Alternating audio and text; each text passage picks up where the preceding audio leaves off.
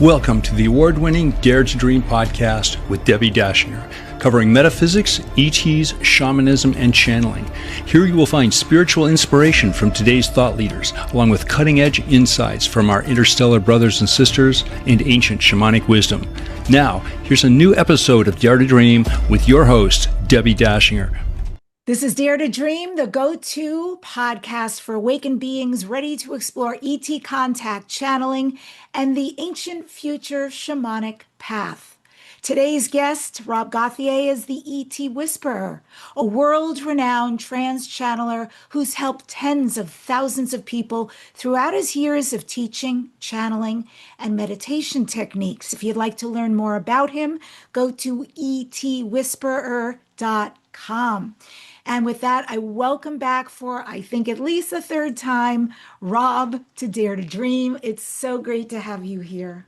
Oh, thank you so much, Debbie. I always enjoy my time with you. I love you. I love the show. I love your people. It's a great pleasure to be here. Thank you. Yeah, and I want to cover first how busy we all are. It's amazing right now. Everybody I know, definitely including you, getting way more recognized, like trajectory so fast, recognized for your work. What do you think is happening? Why the surge in demand and visibility for you and for your services?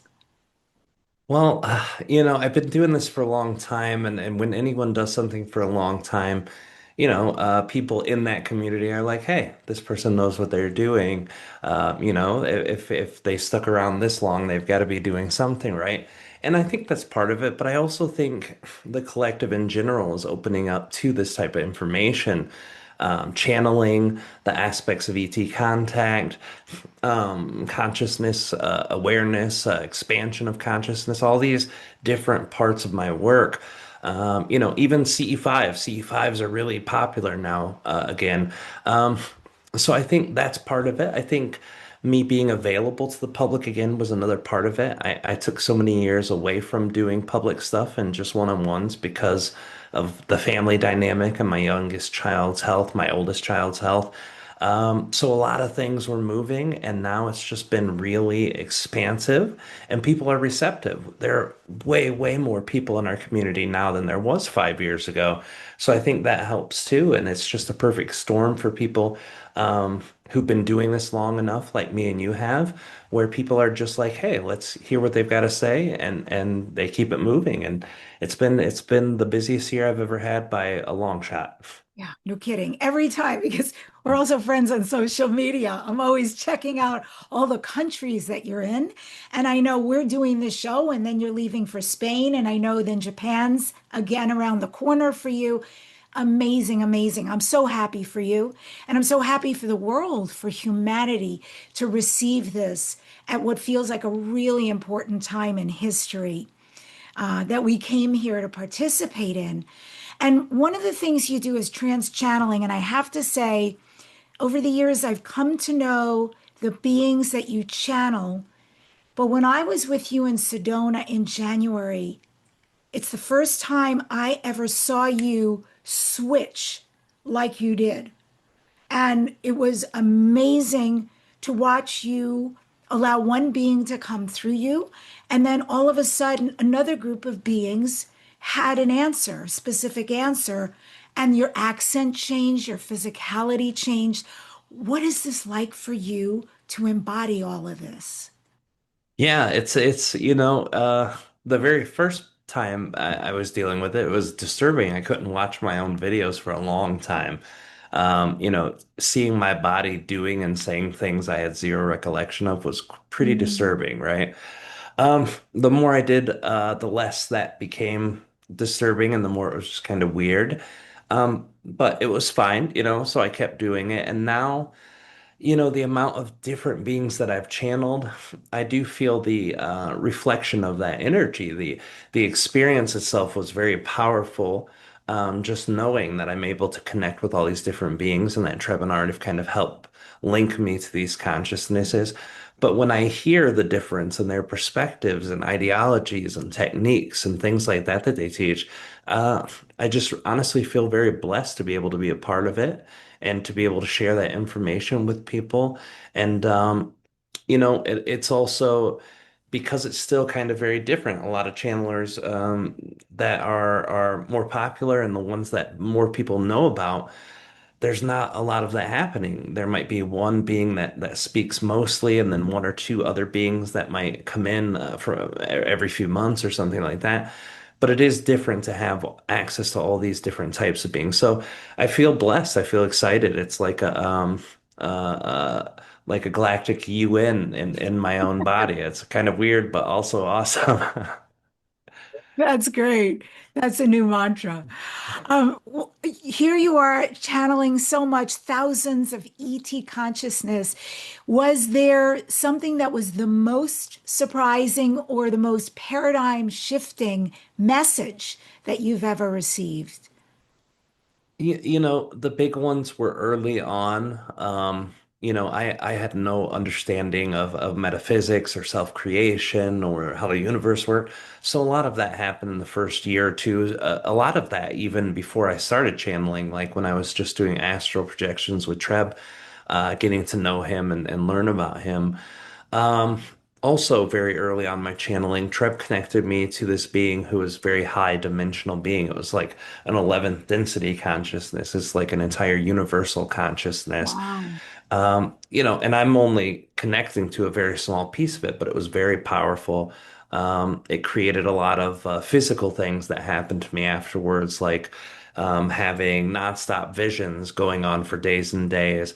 My mindset was so messed up, it was hard for me to talk or communicate. It was hard for me to string sentences together. It was just so powerful. That was a big one. But, you know, I would say probably the last 10 years, a lot of things that come through and get shared are really unique. I've heard a lot about our galactic history. I've changed my perspective entirely on different reptilian races that most people Mhm. see as just flat and evil and horrible beings. And we also learned a lot about, why humans are the way that we are and the experience of us through the history. So it's been a lot. And there's no one thing I would say that's been super crazy important, more than the rest of them in the last few years. But we keep getting more of the blanks filled from the channeling and from the history. And it does seem like in the last 4 years, especially since around 2020, 2021, the level of information that the beings are willing to share with us is increasing. Treb and Aridif used to be like, no, we're not going to talk about this subject. No, we have nothing more to tell you than what you already know. And now they're starting to put those pieces out. And when I've asked them why is that happening, they're like, well, you're ready for it now. You weren't, as a collective, that was not something that was accessible to you. So now it is. And it's not just my channeling, it's literally everybody's. And the reason for that is because we are expanding as an entire planet. And as we expand, we're ready for more and we're ready to kind of fill the blanks in. Amazing. That's exciting. And I see that in the channeling world. And there have been other channelers who have given just so much information and said, sorry, that's all we can talk about. And now it's just like a river flowing. There's so much information. And yeah, I agree. We are super ready to receive this. If not now, when? So I'm grateful that the information is coming and that maybe we've ascended enough, grown enough that we can handle it and understand how to process it to help us through this and hopefully become part of the galactic community for real. Yeah, honestly, I agree with you. I hold and share that same excitement. And, that's where it's headed. That's everything I've heard from every channeler who deals with extraterrestrials, extra dimensional beings. They're like, that's the next step, galactic neighborhood, galactic community, being a part of that. And, some channelers are like, yeah, it's literally like 2027. And other channelers have been like, yeah, it could be. It could be 2026, but it also could be, you know, uh, 2066. It could be, 2046. It just really depends on us as a collective. But I also see that dynamic shifting. A lot of things that are going on day to day, a lot of the world events. People are like, oh, the world's going crazy. Politics are as bad as ever, and people are fighting about this and that and this and that. and that's true, but also, something Treb and Aridif have always shared as we're going through the process. It has to come to a head. It has to be pushed to the surface. The collective has to look and say, hey, the way that we do politics doesn't work. The way that we do money doesn't work. The way that we do medical stuff doesn't work. Schooling, financial system. So all of these things that are really feeling weird right now, um, it's a collective energy pushing everyone to see how it really works so that we can say, hey, we don't like this, or hey, we like this part, but not the rest, and figure out new systems. Earth can't continue on the systems we've been using for so long that suppress more people than it helps. Agreed, 100%. I'll throw in their women, I'll throw in their children, I'll throw in their corporate greed, I'll throw in there how we use the planet as a resource and more. So I agree. And I think the big message right now, certainly that I'm giving out there, and it sounds like you and Treb are sharing, is you came here to be a light worker. It's so important right now to hold the light, not to let this illusion of darkness dissuade you from your path, and that it's part of the process. Trust the process, that on the other side of this is not total destruction. There are new choices to be made for all of us collectively and for the planet. And I really believe that's where we're headed. It gives me so much hope. Yeah, yeah, I totally agree. The new energy, the new earth, the new human, whatever you want to call it, it's all heading to better things. And it's scary because of how fast things are moving, and it's scary because things that we never thought of, or things that we've thought about just a little bit, have been ramping up and going a bit out of control. It feels like you're just kind of riding in the back seat of someone who doesn't know how to drive, and it's really weird. But it's all heading for better things. And even if things are a little tough for a little while, or pretty tough for a little while, um, I feel like trusting the process is very, very important. So you're not adding additional, anxiety, traumas, all the things, that we as humans tend to kind of just worry about. And the energy about expansion and about this new experience comes with allowance, and it comes with not pegging anything within a belief system and say, this is good, this is bad, and I can't do anything here. It's about being open to any way that you can shift into that new experience, and recognizing that it can come in ways we never even thought of. And it's really important process of allowing. And for folks who are interested, because I know channeling has become paramount right now, a lot of people are getting into it, and you teach channeling. So you're a perfect person to ask this question to. What is the most important thing to know about preparing to connect with and channel higher beings? Yeah, it's a big topic, and there's a lot of nuance to it, and there's a lot of direct information about it. But if you're wanting to channel, or wanting to learn to channel, or you are in the process of channeling, some of the more important things are, first, channeling is a tool.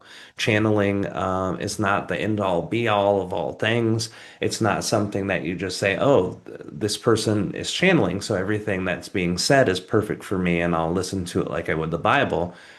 You're giving your own power away. So if you're doing it for yourself, it's a lot better. Self-trust is the big hurdle. Allowing is the other big hurdle.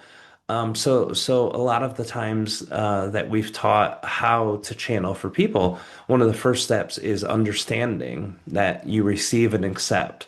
And it doesn't have to be right. It doesn't have to be the right answer. It doesn't have to be right for you in that moment. It's just the practicing of allowing the energy to come in, the communication to come in, and just accepting it for what it is. Then it gives you the opportunity to build on that, because learning how to channel is like a bridge. The first time you do it, you're just putting one big metal rod from one side to the other.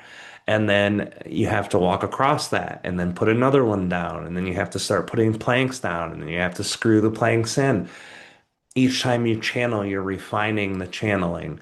And this is why I started publicly channeling in 2010, but you don't see any video on my channel before 2013. And that's because the first 3 years I was building my bridge. And after I really learned how to channel well, I was like, yeah, I have no idea why I was sharing all that. But I allowed it. I was excited, so I did it. Also, your higher self, the higher self is you. So learning to channel that before you start going into channeling other beings or channeling higher dimensional beings, I think is a very important process because channeling your higher self is easy. We do it all the time. We literally are doing it every day. But learning how to do that and bring it in is a really important part too. So I think all of it's important. Yeah, that seems to me, whether it's your higher self or a higher being, and especially I like that you're suggesting we start with our higher self who we're already connected with, just the idea of getting out of the way, Mm, stopping the mind, stopping whatever wants to interfere, judge, wonder, but just to let it happen.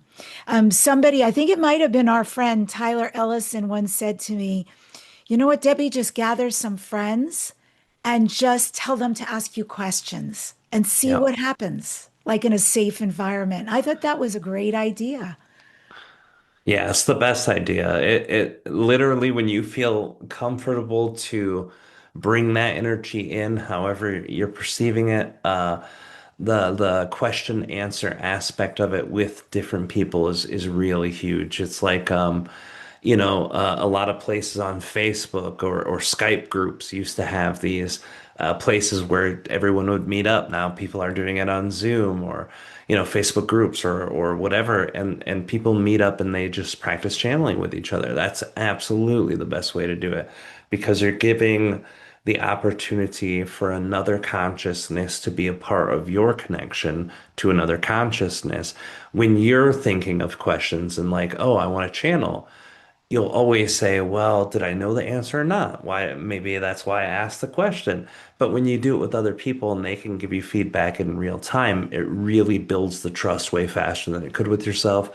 But also, the more consciousness is focused on one task, the better it manifests always.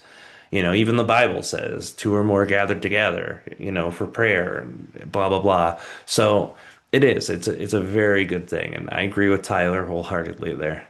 Yeah, I have such a funny story listening to you. I haven't thought of this story in so long.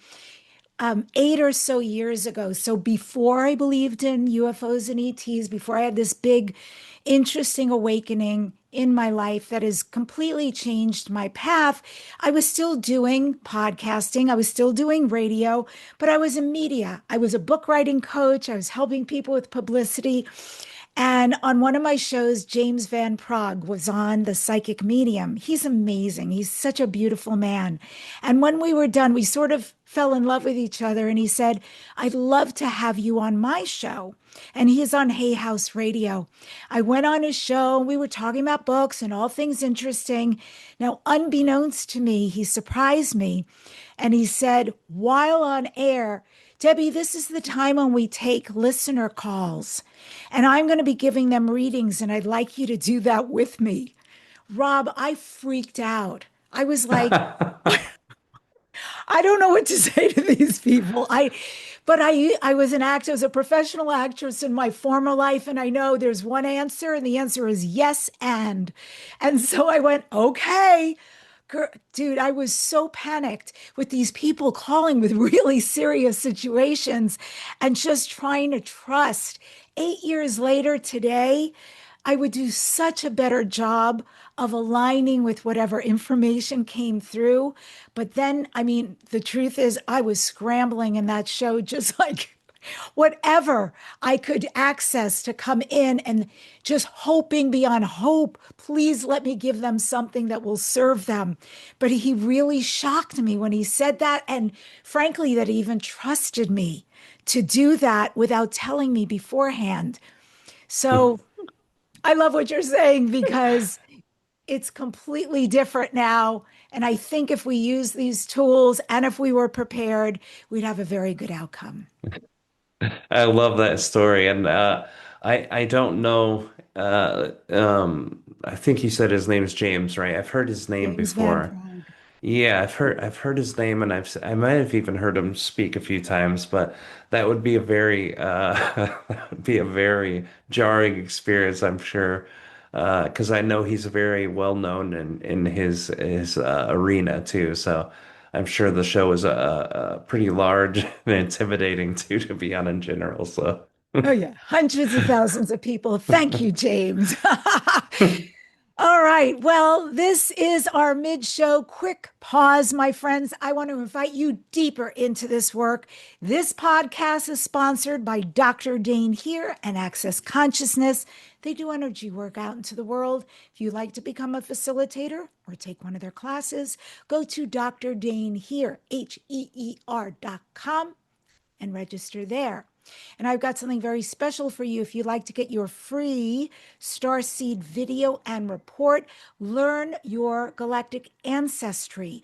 My gift to you, your galactic origins, go to DebbiDachinger.com/starseed, Debbie with an I, Dachinger with a C. So it's DebbiDachinger.com/starseed. And if you are ready for profound personal transformation, I have been doing these monthly galactic shamanic healing sessions. They are 90 minutes. I've had people all over the world signing up, and it is such beautiful, powerful clearings, activations, and soul alignment. It's perfect for right now to help everybody get through these times, release what doesn't serve, bring in what you're really here for. You can sign up now for next month, the next month, and the next month at DebbiDachinger.com/healing. All of this, by the way, is in the show notes and in the description. Plus, upcoming The Adventure of a Lifetime, March 2026. We are sailing aboard the Celebrity Cruise Line Mystery School at Sea. I'm speaking on this cruise as well, going to Greece and Turkey, 10 days at sea. I can't wait. We are docking and landing and going to Delphi and these amazing mystery school sites, doing this work all together. Everything's included, the presentations, the food, your cabin, etc. It is so worthwhile, and we get to spend really quality time together. Go to Mystery School at Sea, SEA, mysteryschoolatsea.com, and be sure under referral to click on Debbi Dachinger. And our guest today, Rob Gauthier, is hosting the next channel panel. This time it is in West Virginia. It's in November, and you can get your tickets right now. If you look at the website, wow, what a lineup. What a lineup. And a lot of those channelers have already been on this show, so you know them. You can go to DebbiDachinger.com/channel panel. Rob and I will talk about that a little bit towards the end of the show. And finally, if this conversation is sparking something inside of you, and especially because Rob is going to start channeling next, please share it with just one person, somebody who's going to benefit, because your support by subscribing, by commenting, by liking, by sharing helps us reach way more starseeds and light workers around the globe who are looking for information like this. Okay. I'm bringing Rob Gauthier back to the show now. And Rob, let us know, is there anything we need to know as you get prepared to start channeling? I'm going to probably bring in Aridif first. Aridif is a sixth density Pleiadian being. They actually live in the star system indeed, but they call them the ancient Pleiadians because that's where they used to live. Um, if you've never heard me channel him before, it's a little funny. He has an English accent, and people think that's funny. Extraterrestrials do that, but there's actually a reason why that happened. And the short story long is when I first channeled him, Treb channeled him first, and then we transcribed it and created a book. And it was the most profound 20 pages of the book. And when I went to find the recording, I couldn't find it. So all I had was the transcript. And I took that and put it through the only text to talk program that sounded somewhat human back in 2012, and that was English Peter. So this British accent was doing Aridif's voice. And then when I finally got to connect to Aridif directly, he came through like that. And when I asked Treb, why does he sound like that? He's like, well, it was the first time he was introduced to the Earth Collective at this time, and he didn't want to disconnect from the initial meeting energy. So I was like, oh my word. So that's why he does that. And it's weird. But his information is really great. And it just takes me about 45 seconds or so to kind of sink into that energy and get into trance. And then he'll be right there. Okay, beautiful. And so, folks, especially who are on YouTube or Spotify or Rumble, any of the video based interview sites for Dare to Dream, you'll get to see Rob as he actually goes through this. And we're ready.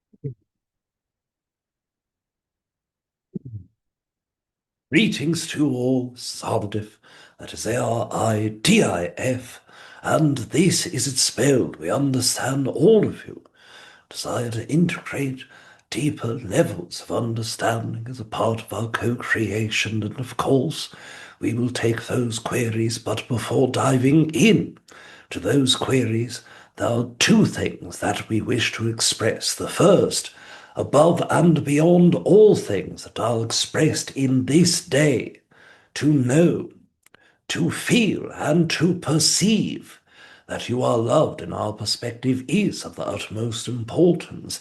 And when we express that you are loved, this is much different than the form of love that humans understand, such as I love you. Now, of course, when I love you is expressed, this is two separate and segregated beings sharing an emotion that they perceive as love and connection. But when you are loved, it simply implies that the entirety of the universe is created from that love, that beings that exist within your own oversoul, soul guides, star family, beings that have passed which were human, are around you, and of course give that love to you, whether you know that love exists or not. You are loved as long as you are able to receive that love. Secondly, this is truly our greatest excitement to be here with all of you in this day, not only in this moment, but throughout all moments of time, in linear co-creation. And of course, greetings to Debbi as well. Oh, thank you so much. And I love you too. And I appreciate all the wisdom you've shared over the years. I want to start, Treb, with this question. From your perspective, what is the single most important shift that humanity can make right now to align with our highest collective destiny? And how can each individual begin living that shift today? Yes, of course, the answer for the first question is, of course, the same answer to the second question, and that is learning to be your truest form and self. And what we mean by this is that many humans condition themselves to not truly be themselves. They are themselves in moments, yet will share different consciousnesses with different humans, depending on what that relationship requires, depending on what the acceptance factor is for their loved one, for society, for their working group, or whatever co-creation at that moment they are part of. But when you learn to let go of what you perceive others require from you, when you learn to act deeply and truly within your own excitements, when you learn to act in every moment that you hold an excitement, then you are able to be yourself when you stop co-creating at a level of expectations or self-regulate your behavior due to others' expectations, then of course you can be a truer form of yourself. Now we understand when we say being your true self, humans project many things upon that as well. Humans in some ways perceive that when you are feeling negative or bad or angry, that you are not truly being yourself. We do not imply this at all. It is important for humans to go through their emotional experiences and do as greatly as possible not to judge themselves in those moments of co-creation. So when an experience comes to you, and it is out of alignment, and it doesn't feel good, it is important to be sad, important to be mad, important to be frustrated in that very moment. The only thing that's required to grow and expand is to then understand the purpose of that emotion, the purpose for that experience of being and feeling out of alignment. And when you can share, both internally and externally, with yourself and others, the reason why it was out of alignment in this moment, and this had to do with A and B and C, then of course you have learned to be yourself. And of course, the implications of being yourself is not simply that you will live a better life. It is truly being the vibration of your core self that spreads to others as a wildfire of energy, motivating others to do the same, motivating others to act on their own excitements and to be their true self. And if every human works within that frame and reference, then of course the entirety of the earth will experience growth together as well as in individual roles. I love that, the wildfire. I want to ask you about sickness. Yes, of course. And what about sickness do you desire to understand more deeply? When people or animals become sick, seriously sick, cancer, arthritis, ALS, all of it, now, this is my point of view, to be clear. I feel that there is a lot of metaphysical finger pointing. This happened because of that, or your mother, or your thoughts, or you need to clean up your beliefs. What is sickness? Is it a cigar, meaning it just happened? Is it a soul's choice to add a sickness to their life's experience? Is it genetics? Is it the thoughts and the beliefs, and that can cure it? Is it an amalgam of all of those things? That feels like such an important conversation to me because I've heard so much out there, and I would really love you to clear that up. Yes, first of all, there are two reasons that humans are sick in a metaphysical sense. Yes, thoughts. Yes, being out of alignment with your true self. Yes, radiating vibration that is truly out of alignment with your thought processes, with your emotional reactivity, with your resistances. And yes, this is one reason that humans are sick in an energetic understanding. The second is that, yes, humans do create illnesses from the soul level, what we would call contractually creating illnesses so that they are able to have the experiences of illness, so that they are limiting their life to certain degrees, so that they can feel the experience of going through whatever specific illness that is desired. Now, this is the reason from that very soul level, but physically, the creation of that illness can take place in several ways, one of them being genetics, one of them being passed down traumas, others being collective and stored traumas from that experience itself. Others can be through genetic trauma or epigenetics, where ancestral trauma is handed down. There are quite infinite ways for the physical body to be sick, all of the way from environmental changes and toxins, all of the way to simple, repetitive, negative thoughts and emotions, lessening the body's ability for the immune system to fight that specific virus, specific illness, or whichever means that the human is falling into that illness. So it is both. Just because the soul creates from that level does not mean that the physical part of that experience is not responsible as an activation for the desired outcome, or from that resistance building up in the emotional and energetic level. It's very interesting to me because animals also get sick, and I don't know how much their feelings sometimes get involved, or if it is their body or their soul, etc. But I guess I'm interested in something that's very loving and compassionate, very accepting of the situation, and how do we find our way, whether we say, this is the soul, this is the way it is, and to just love the situation as it is? And how do we know this is something that really needs to be addressed and it's at a deeper level that needs to be healed?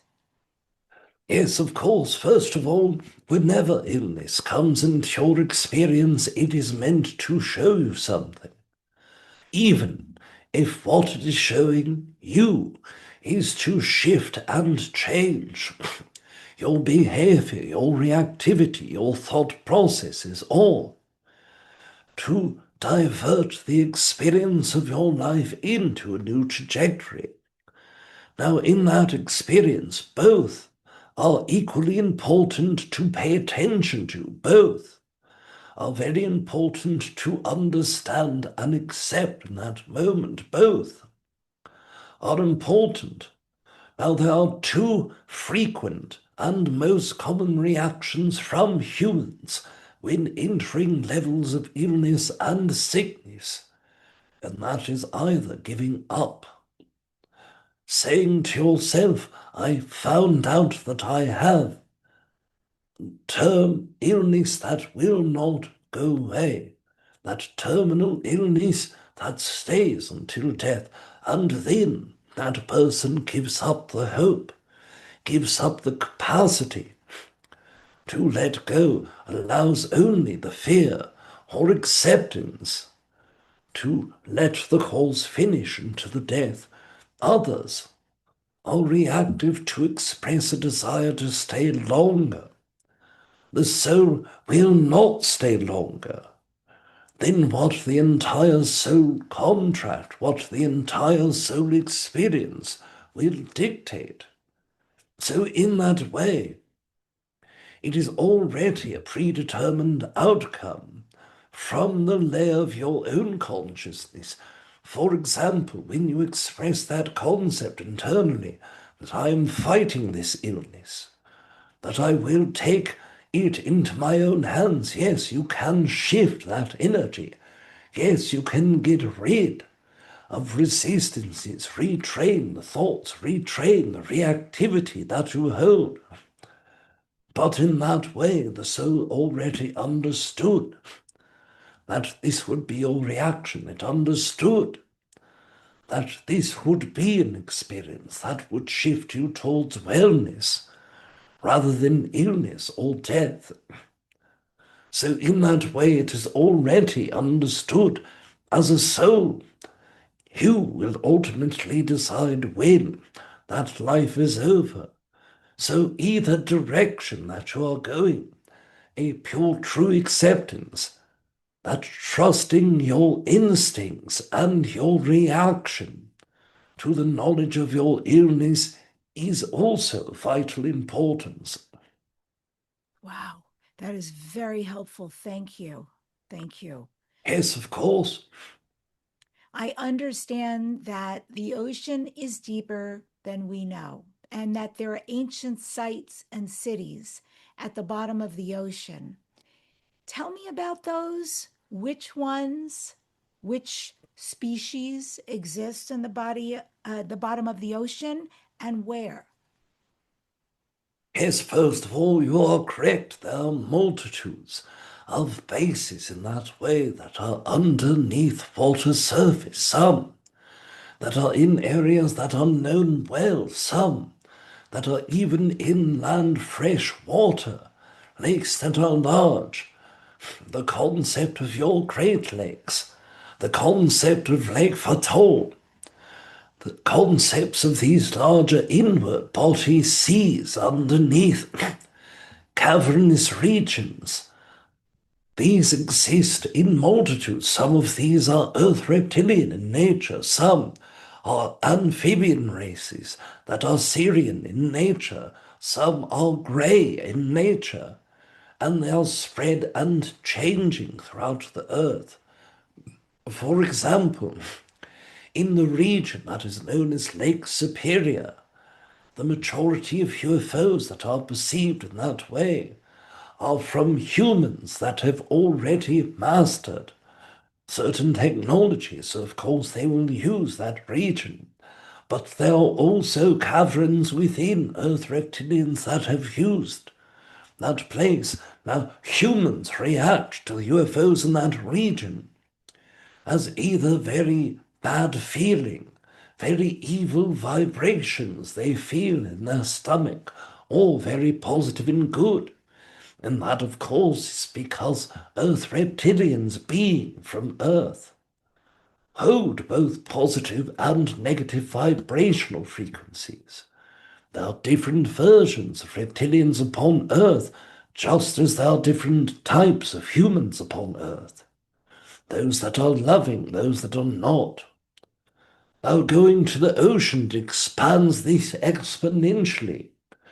There are higher dimensional races that are part of Earth and are part of that expansion, similar to the Earth reptilian beings.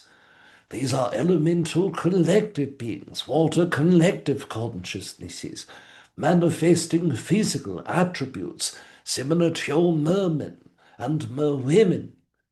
The concept itself of elves, the concept of Sasquatch, the concept of all of these earthly-based higher dimensional beings exist, some of them in the cavernous water regions. Now, when you are looking to your past, cities that have sunk into the bottom of the ocean, parts of the Atlantean, Lemurian consciousnesses, part of early Earth after Anunnaki co-creation. These regions of Mu that are spoken of in your history, some of these exist.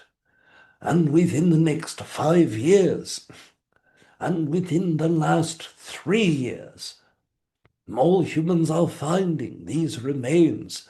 Some of them will be visited by naturally occurring water-dwelling beings, such as amphibian consciousness, such as those that exist with UFOs and entire bases in that region. They are quite literally all across Earth. Most of them are in higher dimensional standards, and even if you take your submarines with cameras to these regions, you would not be able to photograph because they are existing in a higher dimensional standard. Incredible. I wonder if they are in water because it is in a depth that we're not aware of, so they're safe, or does the water protect them from the sun radiation? Do they need pressure? Is water a good container, or they stay out of the way? Why water? Yes, for the majority of these beings, it is simply for hiding from human consciousness. And the more adaptive human technologies become, the further down or the deeper the caverns that they experience are created and grown outward. So this entire expression is mostly for that reason. Now, some of the aquatic beings simply prefer to be in water regions and enjoy the fact that it covers a great deal of their own experience and existence from humans. But still, most of these beings exist in higher dimensions, so hiding from humans' eyes is not as important as hiding from psychic humans.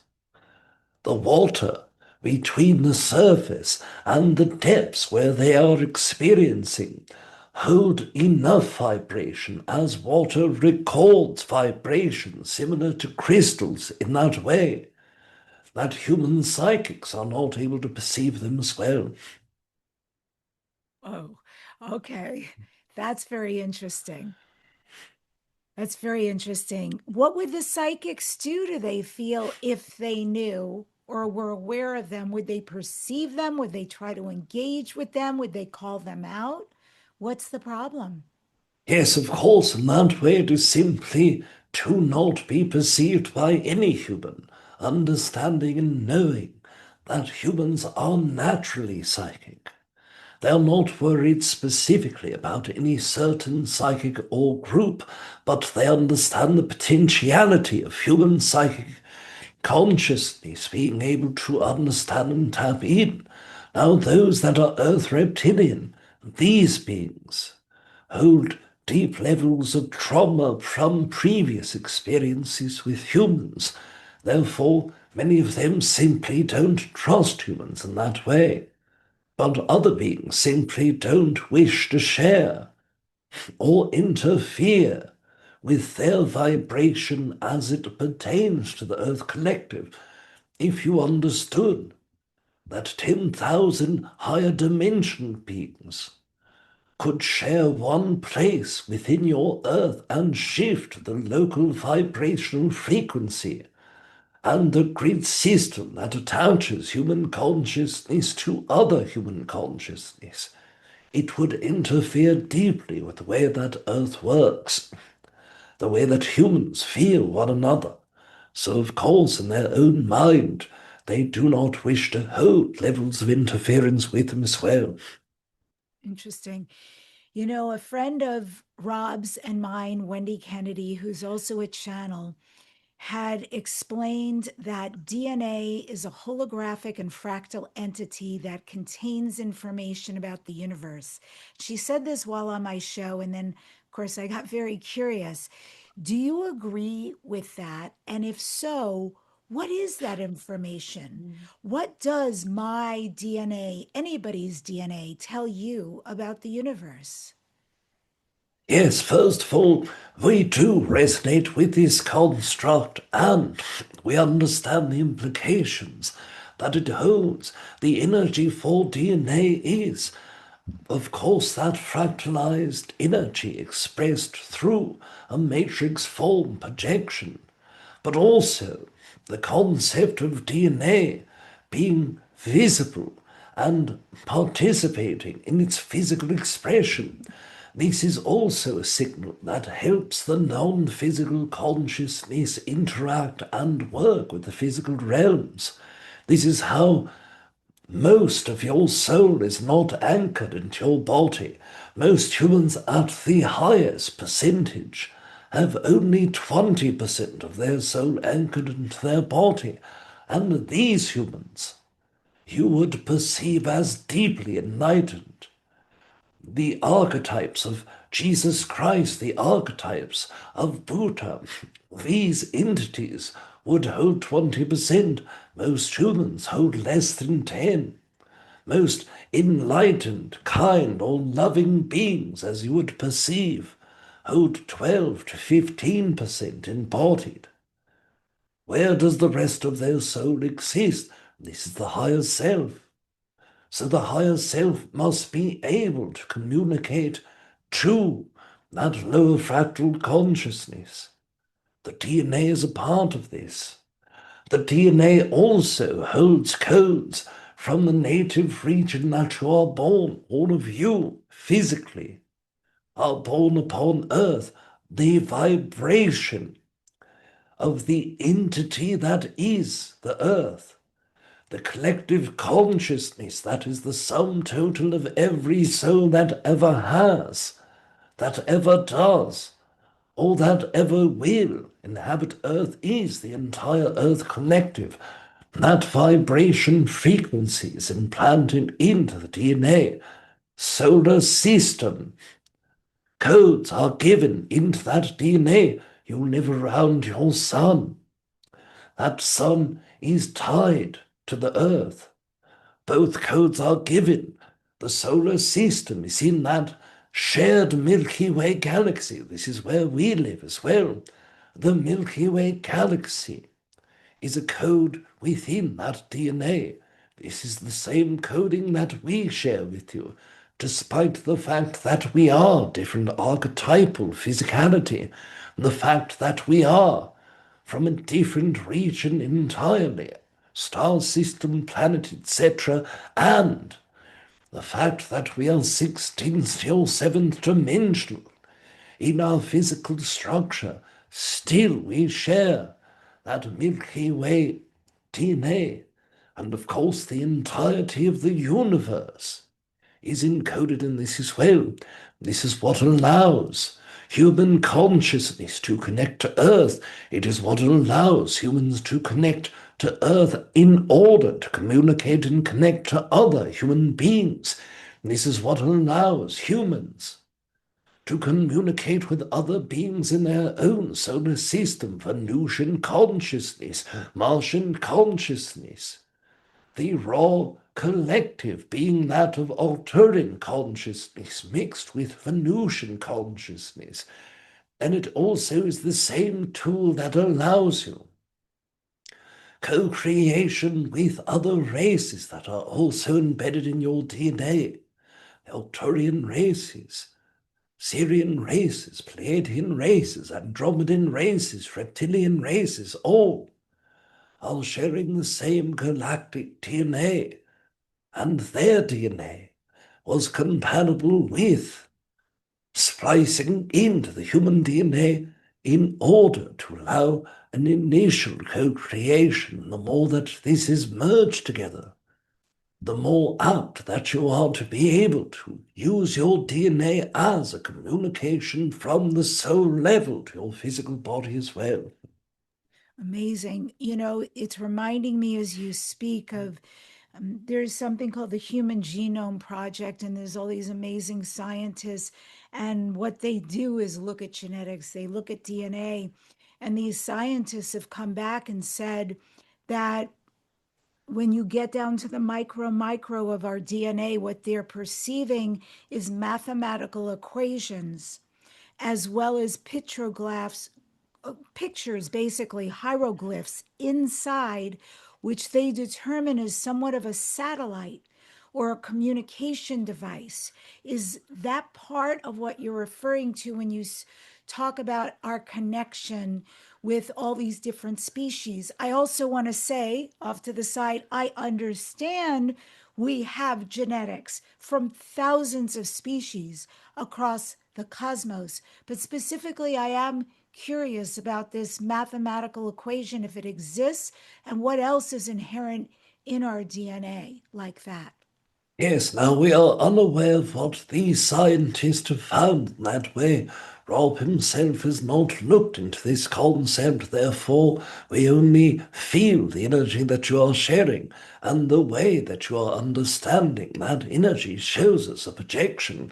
Now, from what we do understand of this expression, yes, this encodement that is perceived, the equations and glyphs that are perceived are in fact part of the communicative ability of that DNA structure.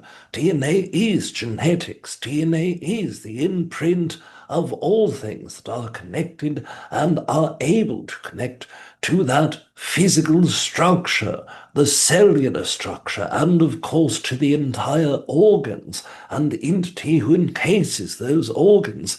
And this experience, yes, is deeply integrated to communication capacity.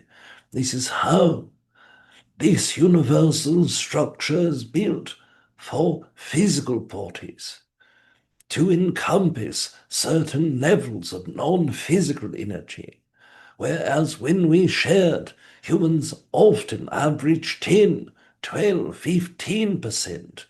Our own physicality in a higher density and dimension encompasses 90%. Yet 10% still is not integrated so that we are able to have a higher self as well, understanding that the physical body is required to communicate with non-physical essence of the physical soul shows you the importance of these structures that are within the DNA for communication as well. Amazing. Thank you, Treb, so much for spending time with us and for your wisdom and for your insights. Always so appreciated. Yes, of course, we also wish to express that as you are asking queries, these are parts of your consciousness that you had not perceived previously. This is why you are asking the question to see and feel and receive a new answer. So when we are reading your energy for that co-creation, we see those parts of you that we have never perceived previous. And as we are seeing parts of you that we have not perceived, it allows us to perceive parts of us that we have never perceived previously. We are growing as you are growing. Asking questions allows you the growth. Hearing answers allows you the growth. Exploring our consciousness allows you growth. And we are growing by perceiving those parts as well. We congratulate all of you for the growth you are having, and we thank you for the growth you have given us in co-creation as well. Very grateful for this exchange. And as Treb is slowly leaving and Rob is gently coming back, I'm just going to speak over this to give him a few moments to be in his body and drink some water. And I want to let folks know he's also a producer of events. He has got something coming up called the Channel Panel West Virginia. So you can go to the East Coast. It's November 14th through the 16th. And I am telling you, the world's most respected channelers are all going to be in the Blue Ridge Mountains together for a weekend of guidance, of workshops, of community. And the conference is going to include, obviously, Rob, who's the host of this event, also Daryl Anka, Ann Bashar, Wendy Kennedy, Jamie Price, Vita Kokulhoff, Pamela Arilan, JJ Brighton, Georgia Jean, and Marilyn Harper. Oh my God, the channelers of channelers. Ruben Langdon's going to be there, also Neil Gore. It's going to be amazing. And if you would like to get your tickets, and I highly recommend you do before they get sold out, go to debbidashinger.com/channel panel and go see Rob and all these other phenomenal folks. I can tell you the way that Rob runs these is not just that you receive the phenomenal information, but you actually get to ask questions of these channelers. So it's a very profound experience. All right, Rob. Well, welcome back. How are you feeling? I'm feeling good. Sounds like everything went well. Thank you for sharing about the channel panel too. I know you're always very excited for these, and so am I. And the last one we did in January was amazing, and your presentation was out of control good, and your workshop was amazing. Thank you. Thank you. Well, yeah, no, you put on a great event. And I think the one thing we all walked away, and I do a lot of these events, is your event is so heart-based and it's palpable. Very different than other events, but there's a way of really making community and establishing connection that's different. And I think it's because it's your event. I really appreciate that. And that's always my hope is to bring people together and connect over some, like this is a shared excitement for channeling. So this is like my number one passion in life, is channeling and bringing community together is another big one. So it comes very easy and I appreciate the compliment. I try to keep a very open heart and I try to keep a very accepting heart. And I'm glad to hear that that kind of projects into the event. Yes, it does. I told folks about it, but will you give a glimpse from your perspective of what they can expect? Yeah, so this year in November, we plan to do it in the Blue Ridge Mountains because there's a lot of mystical energy there in the Blue Ridge Mountains. It's also a place with um, a lot of repetitive um, traditions that have happened there with the Cherokee people. It's a very powerful vortex of energy. Also, a big place for Sasquatch, UFOs, different higher dimensional beings that are kind of in the same class as Bigfoot. Mothman was something that was there, and I actually channeled Mothman once, which is fascinating. It's not the story I thought it was, but.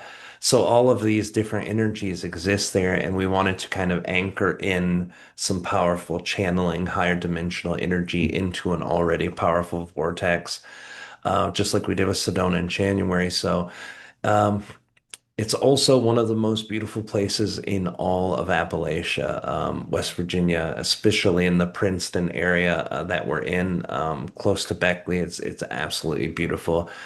And we've got some of the best channelers in the world. We have all those names that you shared, and it's a really powerful thing. We have all these people doing channelings for themselves on the big stage for 3 days. If you purchase a 3-day ticket, you get access to all the channelers for all 3 days. And then workshops are for more smaller groups, one-on-one time with the channelers. Um, One thing I noticed, and also, as a part of the 3 day, we're doing two panels, and we're just getting ready to announce that publicly.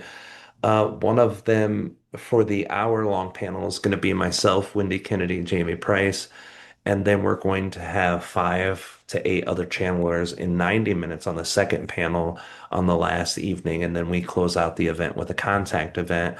So it's a very powerful experience, and when you have a bunch of channelers in one place at one time. It's different than any experience you've ever had.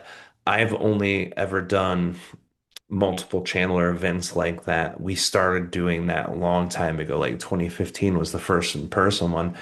And then after that, I had done events where only maybe one or two channelers come. And they're good events. They're just different. The energy of all the channelers being in one place at one time is just really powerful. So yeah, if you love channeling, it's a must see. You can buy 3-day tickets or you can buy streaming. If you can't make it to West Virginia, we have streaming, but only for the 3 days, not for the workshops. Amazing. And so, folks who want to find you specifically, you can go to etwhisperer.com. Yeah. Thank you so much for the beautiful work you do and for your generosity and for Treb coming to spend time with us. I really appreciate it. I love getting all these unending questions answered. And it is so edifying, but also such a beautiful experience for me to have a place to go. And that's one Atta girl I want to say is that I created a life where this is possible to have this level of conversation that feels very advanced. So thank you. Thank you for having me on. I always love being here and I love you very much. And I appreciate you having this time of exchange with me. Yeah, I love you too, Rob, so much. And I end today's show with this quote, channeled by Rob through Treb. If you follow your heart is connected directly to your higher self and your soul knows better than anyone for for you. It knows better than the wisest or longest living entity in this universe because it is you. It is part of you and it is what you need. So follow the heart and you will never be led wrong. This has been Dare to Dream for curious souls connecting with extraterrestrial life, higher dimensions, and ancient shamanic wisdom. Subscribe to this #1 transformation conversation, leave a comment, and share. And next week on the show, I'm speaking with the amazing Wendy Kennedy. She's back for, I think, her 5th time on the show, and she channels the ninth dimensional, her 5th time in the show, but she channels the 9th dimensional Pleiadian collective, affectionately known as the Peas. Thank you guys so much for joining us today. Leave your comments. I can't wait to read them.